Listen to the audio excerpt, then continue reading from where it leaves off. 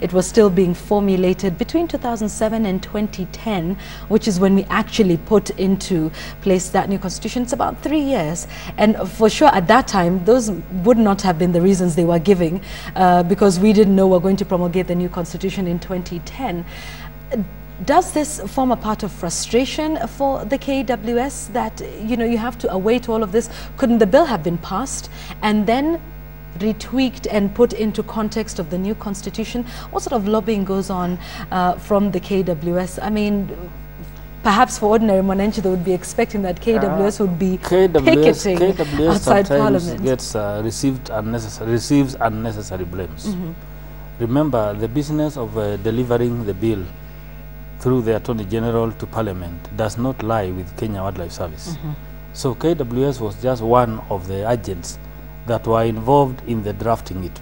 But there were stakeholders that had been appointed by the government, and it was actually done by an independent body. The moment it was completed, KWS had no role in taking it there. If it was KWS, it could have gone a long time ago. Because we understand that the pressures we are currently facing could have been solved by having the bill go to Parliament.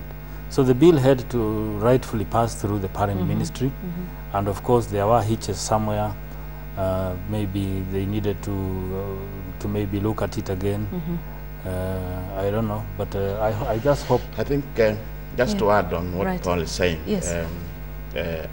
I think the government has already taken this issue seriously, and in fact in the last National Economic and Social Council meeting, a directive was given even to look at options of amending the current act. I think it will be even faster, just to focus on the penalties, because we are dealing with organized criminals. They are very sophisticated, and the only thing that can also help us in law enforcement is to get these people in for a period less than 10 years with no option of a fine. Because or together with a fine. Yes, or together with a fine. You know, that could be one of those options, as Paul says, you kill elephants, you are killing the economy of the country. Because wildlife tourism contributes about 12% of our GDP. Elephants is the major driver, and we are talking about a population of just over 30,000, and that is the 4th largest in the world. So it is something that goes just beyond a wildlife crime. It should also be treated as an economic crime, because you are killing the economy of over 40 million Kenyans. So you asked what appeal we have. We want the amendment, just like we amended the Traffic Act, to be done as a matter of priority, so that we have stiffer penalties. Again, one of the reasons we were being, mentioned as a gang of 8 was because of the penalties, because our penalties is not a deterrent to poaching. It's a fee for poaching, as people would like to say. You are arrested with trophy, you pay it, you go back poach. It is also a threat to the people that arrest these people, because you arrest, tomorrow is out, and these guys have sophisticated firearms, sophisticated equipments. They have satellite phones, because these are international criminals. Just like the drug people operate, that's the way they're operating in the wildlife crime chain.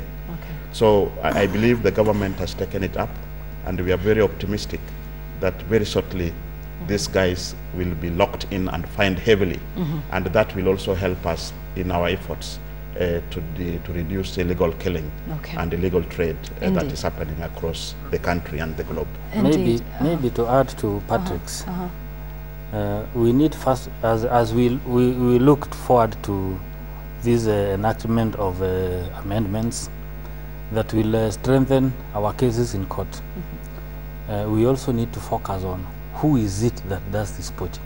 Indeed, and I'd like you to hold on to that thought, because we do need to take a commercial break, and also a lot of questions coming up on the same thing, on who indeed are these big cartels that are taking place, or rather that are conducting poaching. And it is hoped, of course, that this will be the first order of business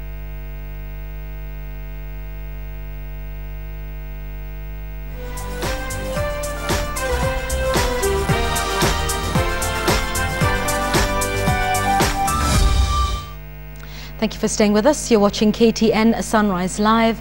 And like we said, we're talking about wildlife conservation. We're talking about the recent cases we've seen of poaching, and also understanding the role that the KWS plays in terms of conserving our environment, and inviting your views on what we can do to save our wildlife. I can see your tweets, and we will be now addressing them shortly with our team here from KWS. And just before we went into the break, Bugwe, you were talking about the efforts in fighting poaching, and indeed, who are the big players when it comes to poaching? I believe you were just getting into that.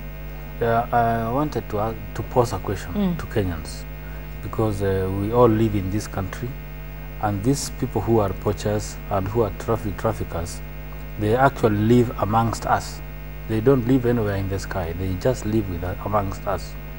However, we know that poaching and the whole business of trafficking is actually a chain, and the poacher is the smallest link in that chain.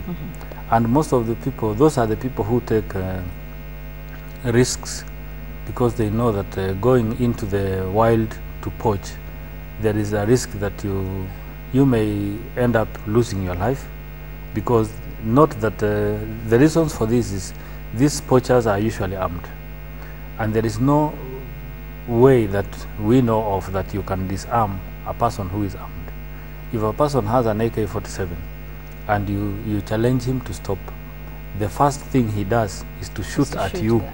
And are the KWS officers adequately armed or equipped to the task? We are equipped to the task, but we have seen a new dimension which is just creeping in. Because we have recently noticed that a lot of poachers are coming in with some equipment that are not easy to come by. For example, we have seen poachers with night vision equipment. Night vision equipment is something that enables them to actually locate the animal they want to shoot. Right. And even locate where you are. When you are sitting somewhere doing the patrols, they are actually watching you at night. They are able to locate you. So that's the challenge. However, when it comes to this aspect of trafficking, the question I wanted to pose is one: who is it that has this money, that buys all this ivory? Like the last consignment that was impounded at Mombasa port. Yes. It was about 3.8 tons, and another 1.5 tons had been impounded in Malaysia, with the same details of consignee, and the person who was dispatching it from this end, it was from the same group. Who is it that has all this money, that your 3.8 tons of ivory will be impounded, and you don't show your face to say you have impounded my cargo? Exactly. Who is it that has that money? I think Kenyans have a duty, and we need to dig deep into this affair to be able to expose these people, because we need these people behind bars once we get them, and once that's done, we will have dealt a major blow to poaching. Remember, those are the big people who deploy the masses who go poaching. Once you deal with that, then the smaller guys would fade. However, what we are doing is we are just arresting the smaller guys, while the big guys, whom we don't actually know who they are very comfortable wherever they are. So the big guys are not known in terms of investigation. I believe if we were to sort of compare this to what we know as the mafia operations, it is always known who the guys at the top of that operation are. Are we saying we don't know? We don't work with rumors. Rumors have flown all over, and people have dropped a few names, but without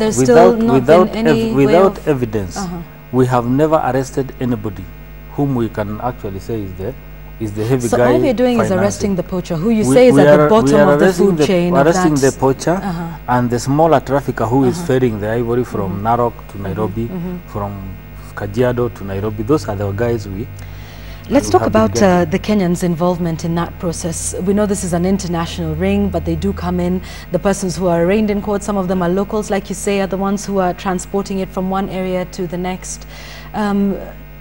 to what extent do we have ordinary Kenyans being involved in this process? We've seen the Chinese nationals, of course. We do know this comes from abroad, but Kenyan involvement in the whole poaching ring? One of the things that it's been very difficult, not only for Kenya, and that's why we require an international convention like CITES, is to arrest the financiers and those who use wildlife trophies as a business. It is not only for Kenya, even in South Africa, because we compare the situations. The people that we mainly able to deal with are our own people. The people that have been paid very peanuts to kill their own resource. And one of the things we are doing at KWS is to educate our own people. It is needless to be paid 5,000, yet somebody is going to make millions to kill your own resource. So we have enhanced education and awareness, because we know without our people being used to kill our own resources, and even in South Africa, the only arrest they do is for the poachers, and poachers happen to be the locals. Yes. And those who transport this ivory from one area.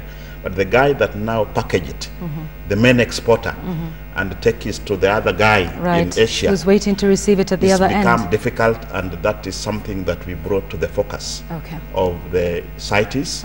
And I think they're going to create now an international wildlife elephant and rhino law enforcement group, so that intelligence can be shared. Like Bugwa talked about the 3 tons that was seized in Mombasa. It is difficult to ascertain that if this ivory is even Kenyan.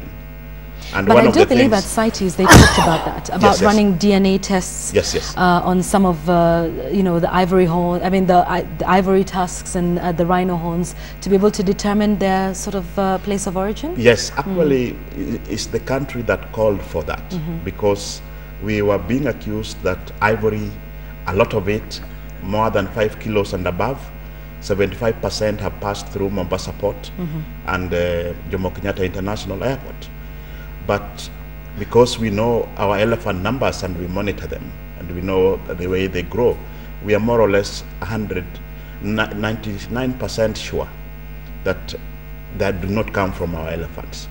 But the decision to sample all the large seizures, over 500 kilos, that have been done the last 2 years, will help us unearth where this ivory is coming from. And that's important for us to whether do. it is from Selu in Tanzania, whether it is from DRC Congo, because Chad, Cameroon, these are countries that have lost many elephants. They lose up to 87 elephants in one day. Yeah. I'd like us to talk about conservation in general, and we've talked about poaching for a moment, and we've seen all of these discussions apparently about we are the only capital city in the world that has a national park right in the middle, and we're talking about that's, you know, on Langata Road, and there've been talks about moving it outside of the city, and, you know, should we have you know, a national park within the city, and while we talk about conserving that, I'd also like your thoughts, and I know you've perhaps seen this. There is a petition going around asking a lot of us to save Kisite Mpungoti from, it's apparently up for sale. Perhaps we can comment about that, to just take a look at the broader efforts of conserving our wildlife and our national reserves, game parks, that sort of thing. We can start with you, Mr. Mbugwa. Let's start with Nairobi National Park in the city. What you have mentioned, that there is maybe some feelings that Nairobi National Park should be moved. I could be hearing that for the first time. However, all I know is that Nairobi National Park plays a major role in the economy of the country, and we take pride as a country that we have a national park close, actually 7 kilometers from the city center. We could be the only city with that kind of facility, and where you can find the big 4. It is only one of the big 5 that is missing in Nairobi National Park, and that is the elephant. Otherwise, the rest are available there. And I think that should be a subject for debate, and all concerned Kenyans all Kenyans rather need to give their views before a decision can be reached as to whether it can be moved. But that is has not been discussed in any forum that I am aware of. Okay. On Kisite, I need to confirm that whoever is going to buy Kisite is buying air, because there are legal documents conferring who owns any piece of land, and that is known to all Kenyans. The Kisite Mpunguti, that island, the whole island is delineated and it is gazetted. For any piece of land within it for anyone to purport to own, if someone has a title deed, that must be someone that title need to be investigated, whether it is genuine or not, because for any piece of land to become somebody's, it must be degazetted, and that process has never been done. And it is gazetted. It remains gazetted, it's delineated. And the story they have told, they have said, because I have seen the advert in the media, especially in the internet, they say that they own the island, but the surrounding waters is owned by KWS. That one needs to be told to the birds. The whole area is gazetted, the waters including the islands. All right. So all of that is gazetted. So for a lot of people that are worried that the sale of this will happen, assurances now on Sunrise Live that this will not happen. We do own the island and the waters around it? It will not happen. And recently the chairman of the National Land Commission actually issued a statement indicating that that is a national park. Okay. So whoever has a title deed for it, he can take pride that he owns some papers. Pieces of papers. Okay. But we own everything. We own the parks. All right. That's very important to talk about. Environmental degradation as far as affecting the ecosystem and of course the habitat in which the animals live. To what role are we responsible for that as ordinary Kenyans now in terms of preserving the species? I know there's a lot of pressure because our population is growing at the rate of 3% every year. That's about 1 million people every year. And you know, there's sources that say if we carry on this way, we'll be double the population we are now in the year 2030. This of course puts quite a bit of pressure on land and then of course brings us into conflict with wildlife. Let's talk about human activity, the effect it has on the environment and of course on preserving species. Patrick? Let me put this into perspective and again link it up to the subject of human-wildlife conflict because it's all linked to land. That Kenya is about 600,000 square kilometer and out of that 103,000 square kilometer is what wildlife ranging. What the country and many countries in Africa have lacked is a national land use policy. We recently enacted a policy with clear zonation plan, but it's not been enforced. So are we too many Kenyans that cannot coexist with the current wildlife population? The answer is no. Okay. Do we have too many elephants? This is a question Kenyans have asked, and that's why we have human-elephant conflict. Again, the answer is no. You can have 10 elephants and you don't manage your land, then conflict will be intense. It's never linked to the numbers that you have.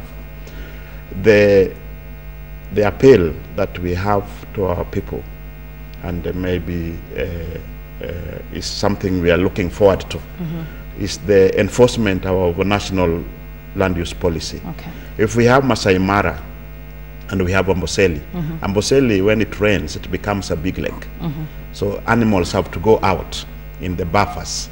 And if you leave agriculture, which is incompatible, then they go out, they raid crops, they get into conflict. You develop it like unplanned developments. You have tourist facilities coming up, not planned, not properly zoned. You are creating a crisis. Okay. So apart from poaching, one of the things that we see forward as an institution is to come up with a national land zonation plan where wildlife has potential. Let's have wildlife there. and let's have land use that is compatible with that wildlife. A case in point is Masai Mara. If we lose the dispersal areas, because before when you used to drive from Mutitandei through to Narok to Masai Mara, all that was a wildlife range.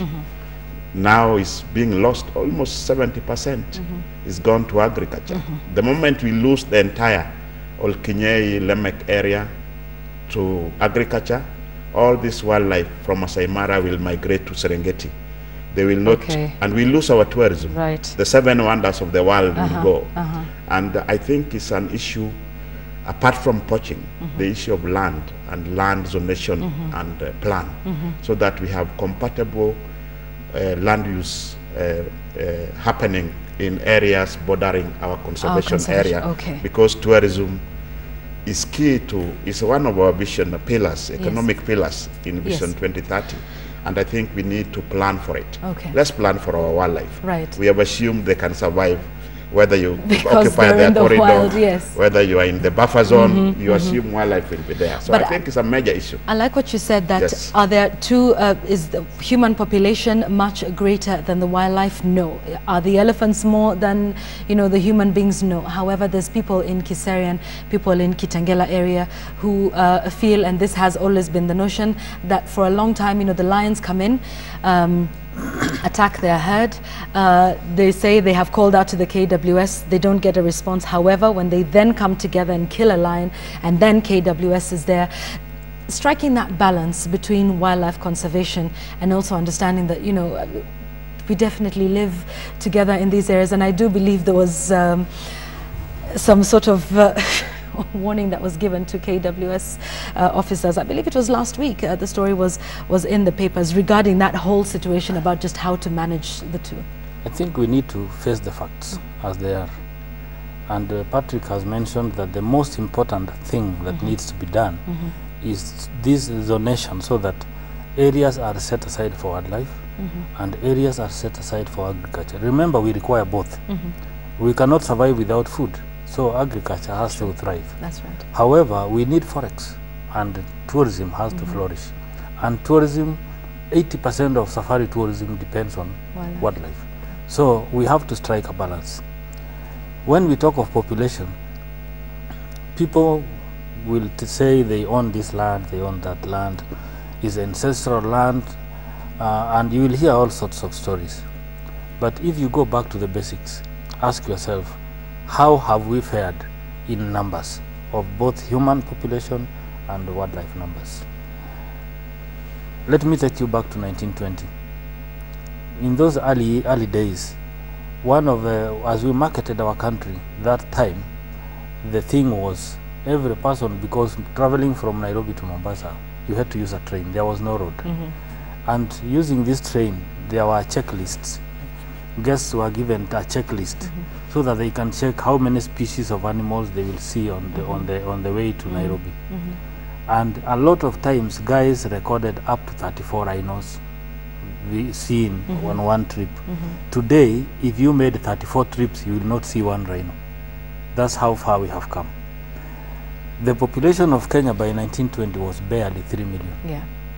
Right now we are talking of how 40 million plus. How much land have we gained? Have we expanded the country? So we are actually moving to areas where used to be, where wildlife used to occupy. And during that time when we had a 3 million human population, the population of wildlife was way up there. There exists an inverse relationship between human population and wildlife numbers. Right. When one goes up, the other. What you need to understand is, what is it when we talk of conflict? What is conflict? Human wildlife conflict. What is the conflict? Because right now the reasons why there appears to be a lot of conflict is advancement in technology. Everybody, someone even in a very remote area, will see an elephant and tweet you here. And the next moment you are calling me that there is an elephant trampling on someone's land. If an elephant passes through Kitengela today, for example, and it is seen by 1,000 people crossing their land, and 1,000 people call, how many conflict cases will you have recorded? But the conflict cases... 1,000 cases caused by one elephant. Okay, granted, I understand what you're saying, but the conflict I think that we are talking about is that these people have had lions go into their farms and, you know, attacked their herd of cattle, of goats, and to be fair, some of these communities are pastoralist, and we know that their way of life has been preserved in our culture and in our government as such, that, you know, we understand that the Maasais are not necessarily the same as others who have a more sedentary lifestyle. But I think the conflict we are talking about is quite serious, where people have, you know, experienced losses. Yes. Now, we go back to the wildlife bill. Because the current act does not have any aspect of compensation for livestock killed by wildlife. There is nothing. So if your 100 goats are killed today, there is nothing, no provision for compensation. However, the new bill has that component. The new bill has also component for compensating crops destroyed by wildlife. All those are inbuilt in that bill. Okay. That's why we are crying for this bill, because it will address most of the issues that but we... compensation will not entirely solve the conflict. What will? Let's take, for example, the issue of Kitengela and Kajiado and the conflict with the lions. Right. We have a national lion conservation strategy, and one of the things that is inside that strategy is that we need to come up with a predator-proof boma. Because, as I said, when the design of the parks did not consider, I think these were done, they did not consider the communities. Human encroachment, yes, shall we that say? there were the communities as part of the whole process. Okay. Something Kenya Wildlife Service has moved towards engaging communities to be part of the wildlife management itself. So one of the things we'll appeal to the communities is we'll work with them to make predator-proof bomas. They're not expensive because you need to enclose. Now that we cannot do without livestock and lions crossing through, we just need to make our bomas that are predator-proof and then make sure that communities also benefit from tourism. And that is something we are advocating for by creating community conservancies, that as tourism, the money also goes directly, apart from being the driver of our economy, they have a way of direct benefit. So and that they appreciate the lion. Right. This would happen with the devolution process, perhaps, now that we have the county governments that are in place and people living in those areas in which wildlife is prevalent, that, you know, they would be able to sort of feel the direct benefits of that, that would then cushion them against some losses that would be incurred. But that is an excellent one, and we're hoping that this boma, or rather predator-proofing their bomas, is that something that we see happening very soon, or has it already begun? Large scale, around like Kipias, we are already tested them and they are working. Make your boma predator-proof. Is that going to happen in Kiserian and Kitengela? Because I think these are the people that feel the most aggrieved by it. And as we speak about that, when they complain that they've seen lions around in the area, and like you said, one will tweet a picture and say, this is what's happening, they feel that the KWS's response isn't as strong as when they have now killed a lion, and then the KWS comes in and says, okay, you know what, let's preserve this and let's conserve this. And the arguments that we put forward this morning make a lot of sense, but when I lose, 10 goats or 10 cows, it's all well and good. You can sing that to the birds that, the lion is very valuable, but I've just lost, quite a chunk of my herd. So let's talk about that perception that KWS will only respond when it's a lion that's been killed by the residents. One thing is the mandate of Kenya Wildlife Service. What is the mandate of Kenya Wildlife Service? Is to conserve wildlife. And so we obviously feel concerned when humans are troubled by wildlife. And so our main purpose of being there is to try and resolve the issue, ensure that their concerns are addressed, and also ensure the safety of wildlife. Remember, there is no other government department that deals with matters of wildlife. The other 42 ministries deal with matters of human beings. However, I'm not saying that KWS is immune to to the aspects that the trouble caused and the damages caused by the damage caused by wildlife, we are immune to that. No, we are not. That's why we work closely with the communities with a view to alleviating those problems. What all we need to know is, because we cannot tell where lions are at any one time. Right now it has rained. And we all know that whenever it rains, lions leave, for example, Nairobi National Park. They go out. They may be out there right now. All we need to know is, those people who are in the vicinity where the lions are, can they let us know? So that we can help them by ensuring that they don't cause that problem. But they say when they let you know you don't respond, you'll only respond once they've killed the lion. Now, of course, excuses have to be given. However, our response rate is known, and we respond to over 90% of the incidences that are reported to us. Almost no cases go unreported. However, sometimes it may take time to arrive there. For example, the recent cases of Merweshi in near Emali, the nearest officers of KWS who could attend the case were from Amboseli. And they had to travel over 60 kilometers. And by the time you get the report, the report took time to reach them. So it takes an hour or two before the team can arrive there. And of course, within that lapse, before our officers arrive, tension usually build up, and occasionally some people take the law into their own hands. However, they don't need to take the law into their own hands. We are there to support them. They just need to liaise with us, and we act. Let's talk about, just very quickly as we close our discussion this morning, about the capabilities of KWS, and if you feel more should be done. There's a tweet here from Anthony Bishops who says he once heard the former boss, Kip Ngetich, saying that KWS Rangers would be trained and armed to the equivalence excuse me, of US Marines to curb the vice of poaching. And like you mentioned, the nearest to Merweshi were all the way in Amboseli, and of course by the time the message gets to them that a lion has been sighted here, and then they travel the 60 kilometers, the lion has moved. Is this something that perhaps you're looking to, what sort of lobbying are you doing with the government in terms of equipping you more? You should also have those night vision goggles. I mean, in our strategic plan that we are currently implementing, one of the focus areas is force modernization. And force modernization includes equipping our men to match those poachers. Remember, most poachers come with AK-47s. We also have them. We even have AK-101, which is actually supposed to be superior. However, we have also increasingly seen a lot of poachers with the M16s. M16s are American rifles. So where they have got them, your guess is as good as mine, because nobody tells you where they get their firearms.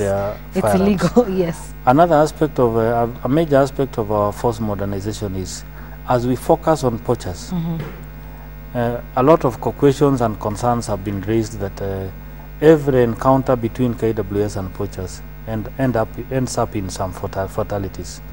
We occasionally lose our rangers to the poachers, and occasionally poachers also lose their lives. We are concerned that the human life needs to be protected. And so one of the focus areas as we modernize our force and benchmark it with the US Marines and the Israeli army, and we are working together with those two organizations.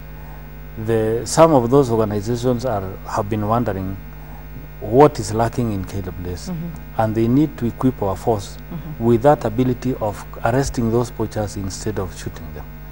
Remember, they are armed, and how do you disarm an unarmed person who is not going to take instructions from you?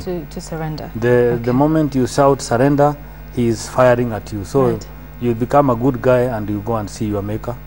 Then the next moment, the only best thing to do is to defend yourself, and that's why the government has equipped you with the firearms. So we are working towards getting those goggles ourselves also. And also more KWS rangers, wardens, numbers, an increase in numbers? Said, the government recently agreed that to support KWS recruit 1,000 rangers, 1,000 more rangers. Our force currently is not that very big.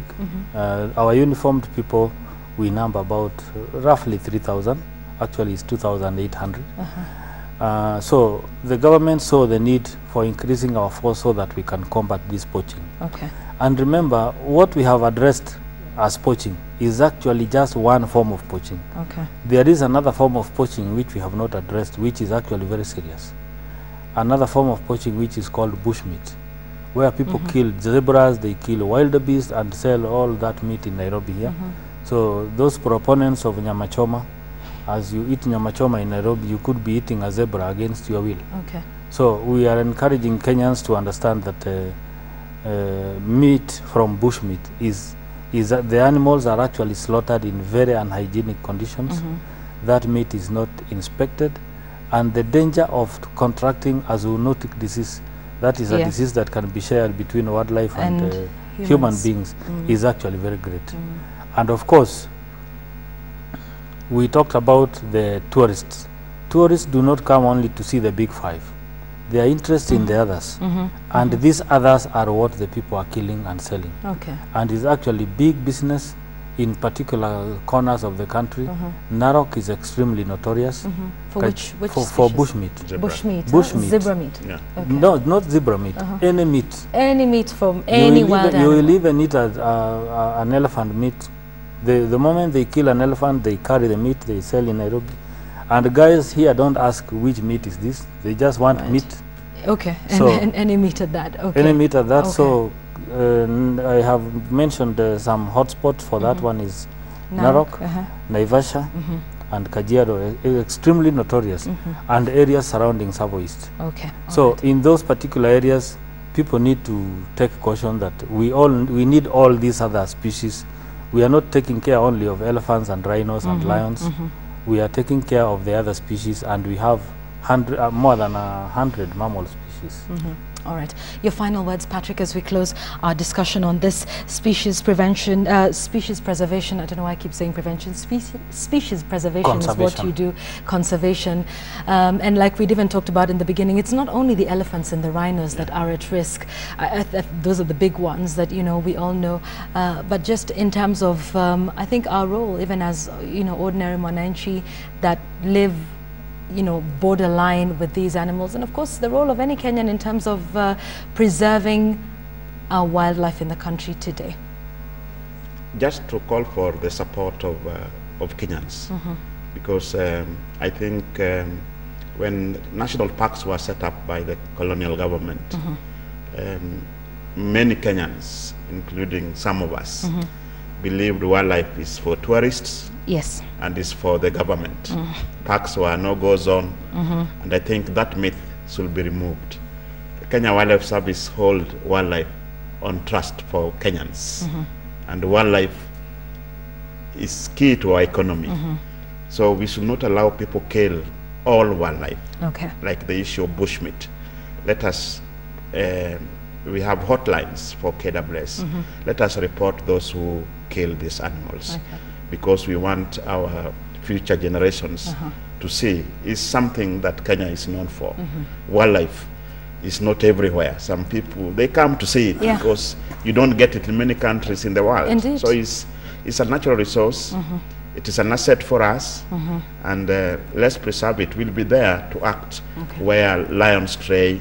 We'll give people hotlines. We're exploring option of having a free toll line.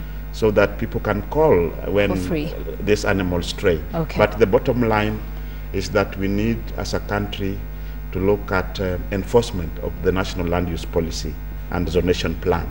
It will significantly reduce the human-wildlife conflict. And we'll see this wildlife thrive. If we manage poaching. Indeed. Yes. Thank you both very much for coming on the show and discussing this, a matter that has become of grave concern to all Kenyans, and indeed, you know, to the international community as well. I think losing that herd of elephants in one at a go, was something that really shocked many Kenyans. I do thank my guests. We've been speaking to Patrick Omondi, who's a Senior Assistant Director within the KWS and also Paul Mbogwa, who's the spokesman, just talking about this whole issue. And just to answer quickly, I'm seeing very many of your tweets, and don't forget, I will be sharing them at the end of the show. But just to answer yours very quickly, Ochieng Bob, you say, what is the government doing in helping those who stay near the parks?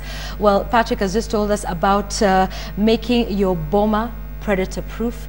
They've started the process in some of the areas in the country and will be moving out, particularly to those areas like in Kiserian, in Gong Town, in Kitengela, to just ensure that they are working with the locals to make their bomas predator-proof.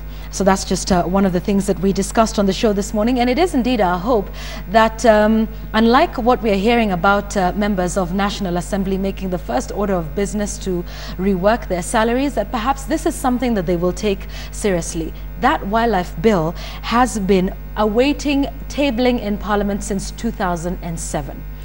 We have since gone into a new constitution. We are now implementing devolution, and it is perhaps our hope that this is something that they will do because it earns the country money, 12% of our GDP. That is huge from just one sector alone, but also because it will encourage the relations between humans and wildlife and be able to manage that conflict in a way that works for everybody, ensuring things like compensation, because perhaps the KWS cannot come up and compensate without that law being in place. Where would they get the money from? A lot of these things need to be put in place to enable the KWS to be more efficient in the work that they do. I thank you for your feedback. Remember, keep it coming. What we can do to save our wildlife, I will be sharing this with you at the end of this broadcast. Now,